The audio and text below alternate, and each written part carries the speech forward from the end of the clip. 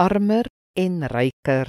Maleagi 3 vers 10 sê, bring die volle 10de na die voorraadkamer, sodat daar voedsel in my huis kan wees. Toets my hierin, sê die Here, heerser oor alle magte, of ek nie vir julle die vensters van die hemel sal oopmaak en oorvloedige seën oor julle sal uitstort nie. Wat die praktyk van ons 10des betref, die volgende: gee maandeliks vir die werk van die Here. 10% is 'n goeie riglyn, maar ons kan nie wetties hieroor wees nie. Gee jou 10de breedweg aan die kerk, jou eie gemeente of Hebreër kerk. Jou dankoffer kan jy gee vir ander sake met 'n geestelike klem.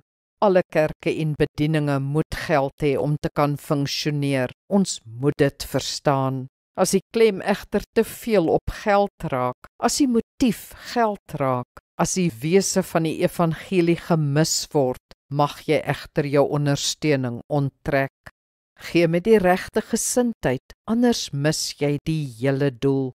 Gee met die hart van 'n gewer, vryelik, blymoedig, dankbaar, vertroulik. Gee om weg te gee, moenie beheer probeer behou nie. Beskou dit as die Here se geld. Onthou, om te gee sal jou nooit armer maak nie, altyd ryker. Kom ons bid saam. Hemelse Vader, help ons om u kerk en koninkryk gereeld te ondersteun as 'n dissipline.